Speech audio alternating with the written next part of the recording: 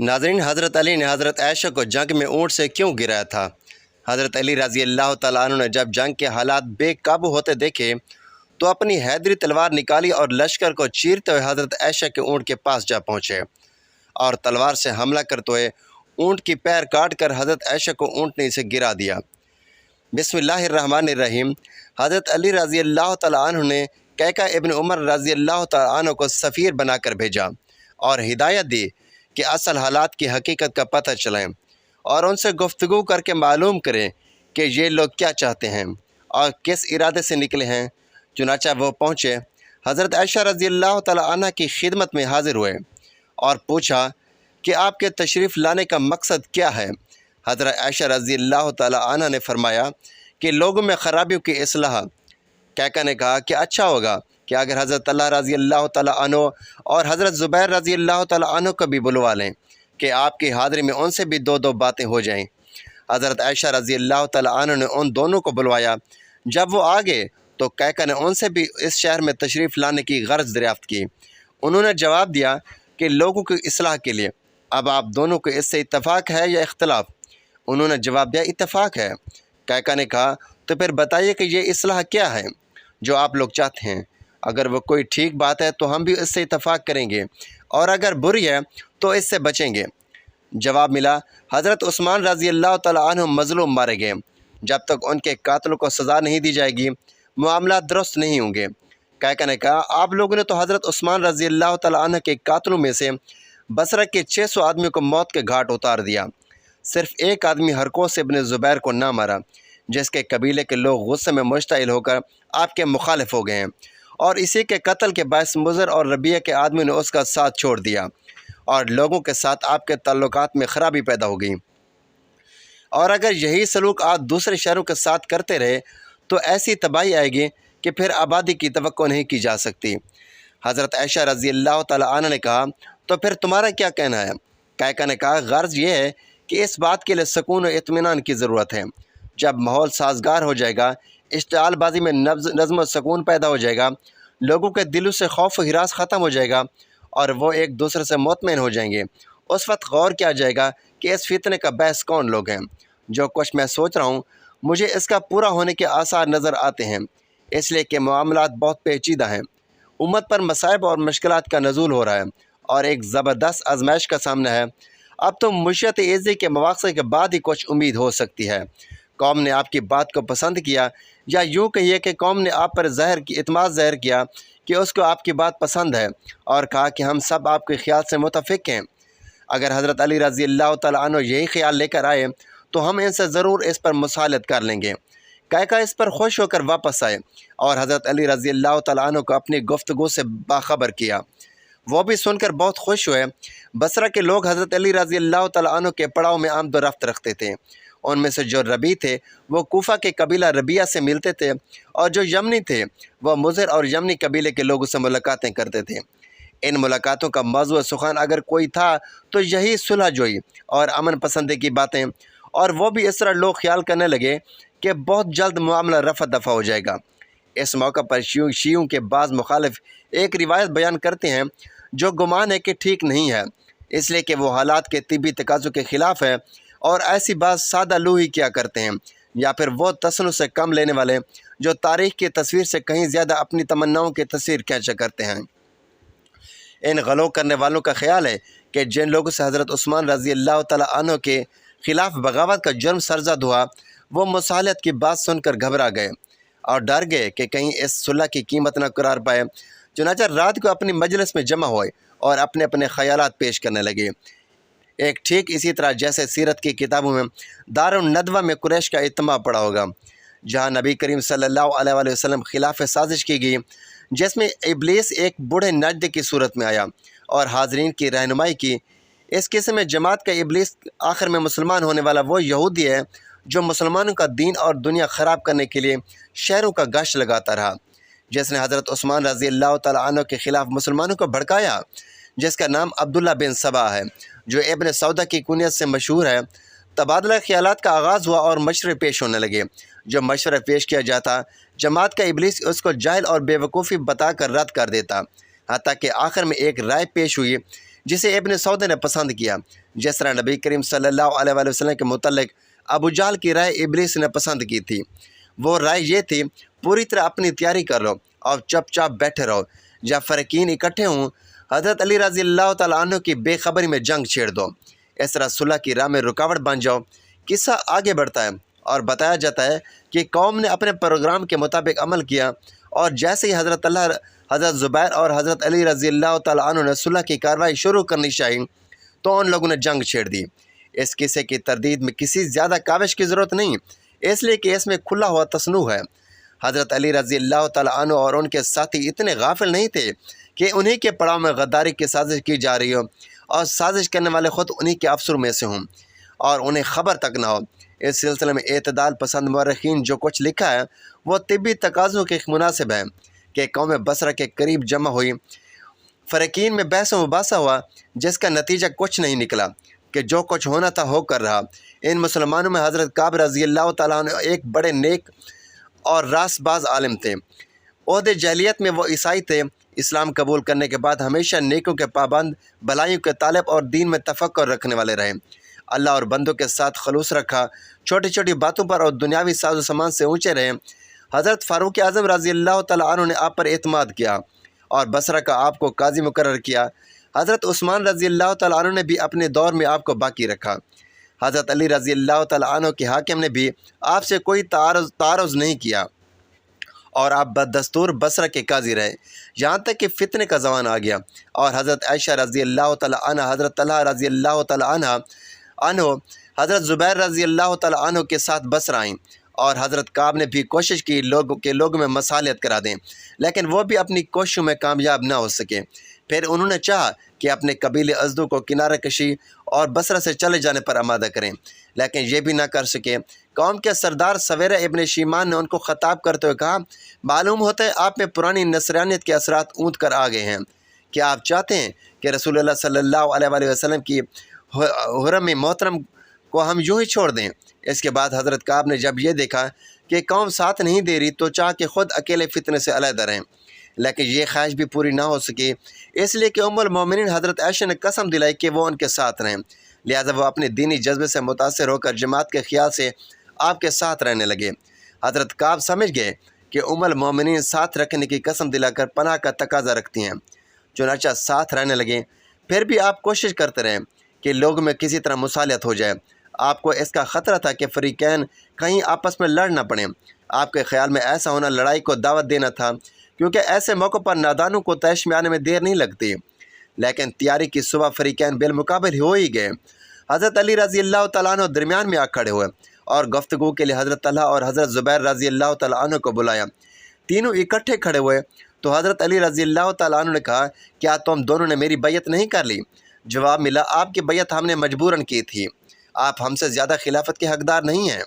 اس کے بعد حضرت طلحہ رضی اللہ تعالیٰ عنہ سے خطاب کرتے ہوئے آپ نے کہا، اپنی عزت محفوظ کر کے رسول اللہ صلی اللہ علیہ وآلہ وسلم کی عزت کو ساتھ لے کر نکلا ہے، چاہتا ہے کہ اس کے ذریعے اپنا مقصد حاصل کریں۔ حضرت زبیر رضی اللہ تعالیٰ عنہ سے آپ نے خطاب کرتے ہوئے کہا، ہم تجھ کو عبد المطلب کی اولاد خیال کرتے ہیں، لیکن تیرے نالائق لڑکے نے تجھ کو ہم سے جدا کر دیا۔ حضرت علی رضی اللہ تعالیٰ عنہ کا مطلب یہ ہے کہ عبداللہ ابن زبیر رضی اللہ تعالیٰ عنہ نے، جو صدیق اکبر رضی اللہ تعالیٰ عنہ کی صاحبزادی اسماء کا لڑکا ہے، اپنی خالہ حضرت عائشہ رضی اللہ تعالیٰ عنہ کے ساتھ اور حضرت طلحہ رضی اللہ تعالیٰ عنہ تائی امی کے ساتھ نکل کر اپنی تائی امی پھوپھو کی طرفداری کی، اور اس بات کا کچھ خیال نہیں کیا کہ اس کا باپ حضرت زبیر ابن المطلب کی لڑکی صفیہ کا لڑکا ہے، جو رسول اللہ صلی اللہ علیہ وآلہ وسلم اور حضرت علی رضی اللہ تعالیٰ عنہ کی چچی ہیں۔ اس کے بعد حضرت علی رضی اللہ تعالیٰ عنہ نے زبیر رضی اللہ تعالیٰ عنہ سے کہا، تمہیں وہ دن یاد ہے جب تم سے رسول اکرم صلی اللہ علیہ وآلہ وسلم نے کہا تھا کہ تم ظالم بن کر مجھ سے لڑائی کرو گے؟ حضرت زبیر رضی اللہ تعالیٰ عنہ کو حدیث یاد آ گئی اور وہ متاثر ہو گئے، ساتھ ہی وہ حضرت علی رضی اللہ تعالیٰ عنہ اور رسول اللہ صلی اللہ علیہ وآلہ وسلم سے اپنی قرابت سے بھی متاثر ہوئے، اور حضرت علی رضی اللہ تعالیٰ عنہ سے کہنے لگے، اگر مجھے یہ یاد ہوتا تو میں ہرگز نہ نکلتا، اے علی اب میں تم سے کبھی نہیں لڑوں گا۔ حضرت زبیر رضی اللہ تعالیٰ عنہ ام المومنین کے پاس ہے اور کہا کہ مجھے اس معاملے میں معقولیت نظر نہیں آتی۔ حضرت عائشہ رضی اللہ تعالیٰ عنہ نے کہا، پھر کیا ارادہ ہے؟ حضرت زبیر رضی اللہ تعالیٰ عنہ نے جواب دیا کہ میں کنارہ کشی اختیار کرنا چاہتا ہوں، یہاں پہنچ کر مورخین میں اختلاف پیدا ہو جاتا ہے۔ کچھ لوگوں کا بیان ہے کہ اس کے بعد حضرت زبیر نکل پڑے اور ان کو ابن یرموز نے وادی میں حنف ابن قیس کے حکم سے بلا کر قتل کر دیا، اور کچھ لوگ کہتے ہیں کہ ان کے لڑکے عبداللہ نے ان کو بزدلی کا طعنہ دیا اور کہا علی ابن ابی طالب کے خوف سے تم کو یقین ہو گیا ہے کہ اس کے ہاتھ سے تمہاری موت ہے، اس لیے تم بزدل ہو گئے ہو۔ اس طرح کہہ کر ان کو غصہ اور اشتعال دلایا۔ تب حضرت زبیر رضی اللہ تعالیٰ عنہ نے کہا میں نے حضرت علی رضی اللہ تعالیٰ عنہ سے نہ لڑنے کی قسم کھا لیا ہے۔ عبداللہ نے جواب دیا کہ ایسا تو بہت ہوتا ہے اور لوگ قسم کا کفارہ ادا کر دیا کرتے ہیں، اپنے غلام سرجیز کو آزاد کر دو اور دشمن سے مقابلہ کرو۔ چنانچہ حضرت زبیر رضی اللہ تعالیٰ عنہ نے ایسا ہی کیا اور لوگوں کے ساتھ شکست کھائی۔ ہماری طبیعت پہلی روایت کی طرف میل ہے۔ حضرت زبیر رضی اللہ تعالیٰ عنہ رفیق القلب اور اللہ سے بہت زیادہ ڈرنے والے تھے۔ رسول اللہ صلی اللہ علیہ وآلہ وسلم کے تعلق سے ان کو جو مرتبہ حاصل تھا اس کا بہت زیادہ خیال رکھتے تھے۔ بصرہ پہنچ کر لوگوں کی فتنہ پسندی اور اختلاف دے کر سخت حیرت میں تھے۔ ان کی حیرت بہت زیادہ بڑھ گئی جب انہوں نے عمار بن یاسر کو حضرت علی رضی اللہ تعالیٰ عنہ کے ساتھیوں میں دیکھا۔ مسلمان حضرت عمار رضی اللہ تعالیٰ عنہ کے بارے میں رسول اللہ صلی اللہ علیہ وآلہ وسلم کی حدیث سنتے چلے آ رہے تھے۔ اس حدیث کا مفہوم یہ تھا افسوس سمیہ کے لڑکے تجھے باغیوں کی ایک جماعت قتل کر دے گی۔ چنانچہ جب ان کو معلوم ہوا کہ عمار حضرت علی کی فوج میں ہیں اس سے ڈر سے کانپ اٹھے کہ وہ خود کہیں انہیں باغیوں میں سے تو نہیں، لیکن اس کے باوجود انہوں نے ضبط اور برداشت سے کام لیا۔ حضرت علی رضی اللہ تعالیٰ عنہ سے ملاقات کی اور ان کی باتیں سنی اور اس کے بعد ان کی بصیرت روشن ہوئی اور وہ قوم کا ساتھ چھوڑ کر چلے گئے اور لڑنا گوارا نہیں کیا، یہاں تک کہ بعد میں دھوکے سے وادی صبا میں قتل کر دیے گئے۔ حضرت علی رضی اللہ تعالیٰ عنہ کو ان کی موت کا بڑا رنج ہوا۔ آپ نے قاتل کو آگ کی بشارت دی اور حضرت زبیر رضی اللہ تعالیٰ عنہ کی تلوار ہاتھ میں اٹھا کر کہا یہ وہ تلوار ہے جو بارہا رسول اللہ صلی اللہ علیہ وسلم کے سامنے مصیبتوں کے بادل چھانٹتی رہی۔ چنانچہ حضرت زبیر رضی اللہ تعالیٰ عنہ لڑے نہیں، بلا لڑے واپس ہو گئے۔ ان کی یہ واپسی ان کے ساتھیوں کی طاقت توڑ دینے والی ثابت ہوئی۔ چنانچہ دوپہر تک کی لڑائی کا سلسلہ جاری رہا اور پھر شکست کھا گئی۔ حضرت طلحہ رضی اللہ تعالیٰ عنہ زخمی ہو کر ساتھیوں کو ابھارتے رہے کہ ایک بے نشانہ تیر ان کو آ کر لگا۔ بعض روایات میں ہے کہ یہ تیر مروان ابن الحکم کا تھا جو انہی کے ساتھیوں میں سے تھا۔ مروان کہا کرتا تھا باخدا میں نے اس واقعے کے بعد کبھی حضرت عثمان رضی اللہ تعالیٰ عنہ کے خون کے بدلے کا مطالبہ نہیں کیا۔ اس نے حضرت عثمان رضی اللہ تعالیٰ عنہ کے بعد بعض لڑکوں سے بھی یہ کہا میں نے تمہارے باپ کا بدلہ حضرت طلحہ رضی اللہ تعالیٰ عنہ سے پورا کر دیا۔ بات جو کچھ بھی رہی ہو بہرحال لوگوں کو شکست ہوئی۔ حضرت طلحہ رضی اللہ تعالیٰ عنہ زخمی ہوئے اور انہیں یقین ہو گیا کہ وہ جاں پر نہ ہو سکیں گے۔ وہ اپنے خون بہتے ہوئے دیکھتے تھے اور کہتے تھے اے اللہ حضرت عثمان رضی اللہ تعالیٰ عنہ کا بدلہ مجھ سے لے لے کہ وہ راضی ہو جائیں۔ پھر اپنے غلام کو کسی ایسی جگہ چلنے کا حکم دے دیا جہاں قیام کر سکیں۔ چنانچہ بڑی دقت اور دشواری کے بعد وہ ان کو بصرہ کے ایسے اجڑ گھر میں پہنچا سکے جہاں تھوڑی دیر بعد وہ اس دنیا سے رخصت ہو گئے۔ لوگوں نے سمجھا کہ لڑائی ختم ہو گئی۔ حضرت علی رضی اللہ تعالیٰ عنہ اور ان کے ساتھی فتح یاب ہوئے۔ حضرت علی رضی اللہ تعالیٰ عنہ اپنے ساتھیوں میں منادی کرا دی زخمیوں پر کوئی حملہ نہ ہو، بھاگنے والوں کا پیچھا نہ کریں، کوئی کسی کے گھر میں نہ گھسے، کوئی مال و اسباب پر قبضہ نہ کریں، کوئی کسی عورت کو تکلیف نہ پہنچائے۔ اپنے بعض کاموں میں مصروف حضرت علی رضی اللہ تعالیٰ عنہ اس خیال میں تھے کہ لڑائی ختم ہو چکی ہے اور آپ غالب آ گئے ہیں۔ اتنے میں سخت شور و غل کی آواز آئی۔ دریافت کرنے سے معلوم ہوا کہ حضرت عائشہ رضی اللہ تعالیٰ عنہ لوگوں کو آمادہ کر رہی ہیں اور قاتلین حضرت عثمان رضی اللہ تعالیٰ عنہ پر لعنت بھیج رہی ہیں اور لوگ بھی لعنت میں ان کی ہم نوائی کر رہے ہیں۔ حضرت علی رضی اللہ تعالیٰ عنہ نے کہا حضرت عثمان رضی اللہ تعالیٰ عنہ کے قتل پر لعنت بھیج رہے ہیں؟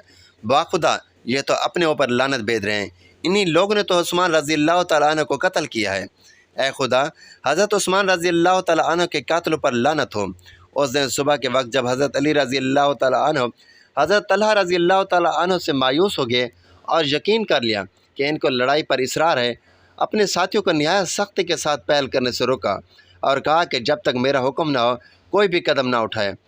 بچے نوجوانوں خصوصاً بے وقوفوں کا اس وقت یہ حال تھا کہ وہ لڑائی چھیڑنے کی حرکتیں کر رہے تھے اور حضرت علی رضی اللہ تعالیٰ عنہ کے آدمی پر تیر چلاتے تھے۔ کتنے ہی آدمی زخمی ہوئے جن کو حضرت علی رضی اللہ تعالیٰ عنہ کے پاس لایا گیا اور درخواست کی گئی کہ آپ لڑائی کی اجازت دینے میں دیر نہ کریں۔ پھر بھی آپ نے اجازت نہیں دی، لیکن جب بات حد سے بڑھنے لگی تو آپ نے ایک نوجوان کے ہاتھ میں قرآن دیا اور کہا کہ وہیں سے لے کر فریقین کے درمیان کھڑے ہو جاؤ اور اس کی طرف قوم کو بلائیں۔ حضرت علی رضی اللہ تعالیٰ عنہ نے اس کو بتا دیا تھا کہ اس کام کو پورا کرنے میں اس کی جان کا خطرہ ہے۔ تھوڑی دیر سوچنے کے بعد نوجوان نے قرآن ہاتھ میں لیا اور فریقین کے درمیان کھڑے ہو کر انہیں دعوت دینے لگا۔ اس کے بعد لوگوں نے اس پر اتنے تیر برسائے کہ وہ جاں بر نہ ہو سکا۔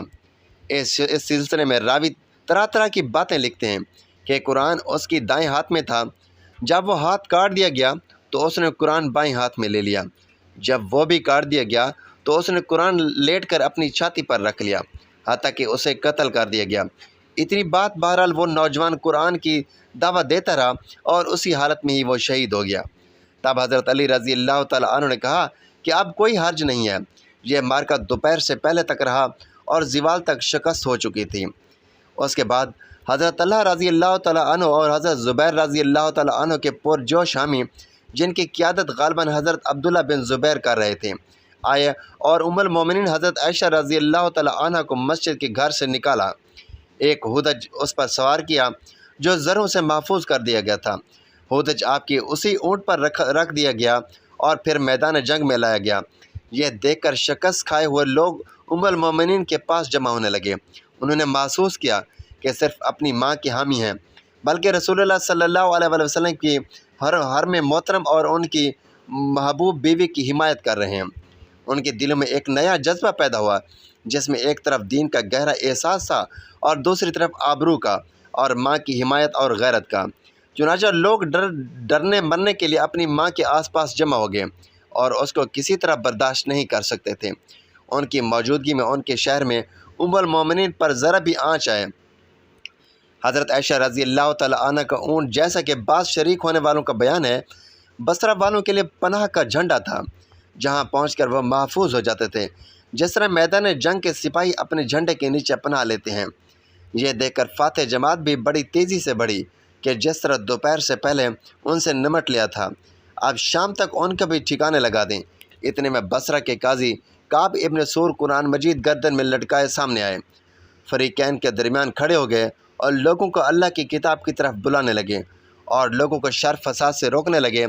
لیکن حضرت علی رضی اللہ تعالیٰ عنہ کے ساتھیوں نے تیر چلا کر انہیں مار ڈالا، بلکہ یوں کہنا چاہیے کہ اس طرح انہوں نے اپنے نوجوان کا بدلہ لے لیا، جو فریقین کے درمیان صبح کے وقت قرآن اٹھائے مارا گیا۔ فریقین میں بڑا سخت مقابلہ رہا۔ حضرت علی رضی اللہ تعالیٰ عنہ کے ساتھ ہی جاتے تھے کہ کامیابی آنے کے بعد پلٹ نہ جائیں۔ حضرت عائشہ رضی اللہ تعالیٰ عنہ کے حامی ام المومنین کے لیے اپنی جانیں قربان کر دینے پر تلے تھے۔ لڑتے لڑتے تھک گئے، ان میں سے ایک دوسرے سے بیزاری اور مایوسی پیدا ہو گئی۔ آخر میں چیخنے چلانے کی آواز فضا میں دائیں بائیں گودرنے لگی۔ لڑنے والوں سے کہا گیا کہ حریفوں کے ہاتھ پاؤں کاٹ دو۔ چنانچہ یہ مذموم حرکت کی گئی، بازو نے بازو کے ہاتھ اور بازو نے بازو کے پاؤں کاٹ دیے۔ جس پر یہ گزرتی وہ خود ہی مرنے پر تیار ہو جاتا۔ حضرت عائشہ رضی اللہ تعالیٰ عنہ کے ساتھی تقریباً شکست کھا چکے تھے، لیکن اونٹ اپنی جگہ کھڑا ہوا اور ہودج اس پر بدستور برقرار تھا، جس پر ام المومنین بیٹھی لوگوں کو منتشر اور خائف ہونے کے بعد ہمت اور جرأت کا آمادہ کرتی تھی۔ لوگ اونٹ کے پاس آ کر کھڑے ہو جاتے تھے۔ ان کا مقصد فتح یا کامیابی حاصل کرنا نہ تھا، وہ تو اپنی ماں کی حمایت کرنا چاہتے تھے اور یہ الفاظ پڑھتے تھے: اے اماں عائشہ، اندیشہ نہ کرو، تمہارا ہر لڑکا خوفناک مرد میدان ہے۔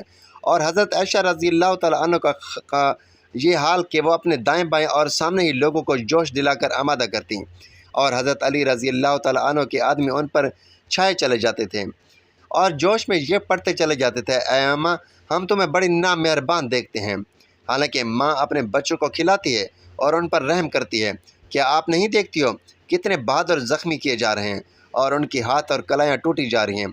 اس کے جواب میں حضرت عائشہ کے ساتھی کہتے ہیں: ہم قبیلہ انبا کی اولاد اونٹ والے ہیں، ہم درجے کے لوگوں سے لڑتے ہیں۔ جب وہ سامنے آئے، خونریزی ہمیں کسی شہید سے زیادہ مرغوب ہے، ہم ابن عفان کے خواہ ہیں، نیزوں کی نوک سے ہمارا سردار ہمیں واپس کر دو۔ اور بس اسی حالت میں وہ جان نثار کر رہے تھے اور یہ شدت کے ساتھ ان پر غالب آ رہے تھے۔ جو بھی اونٹ کی نگیل تک ہاتھ پہنچاتا تھا قتل کر دیا جاتا تھا۔ اس بری طرح قتل سے حضرت علی رضی اللہ تعالیٰ عنہ چلا اٹھے اور اپنے ساتھیوں سے کہا کہ اونٹ کو ذبح کر دو، اس کی بقا میں اربوں کی فنا ہے۔ یہ سن کر ایک ساتھی ٹوٹ پڑا اور اس اونٹ کو اپنی تلوار سے ذبح کر دیا۔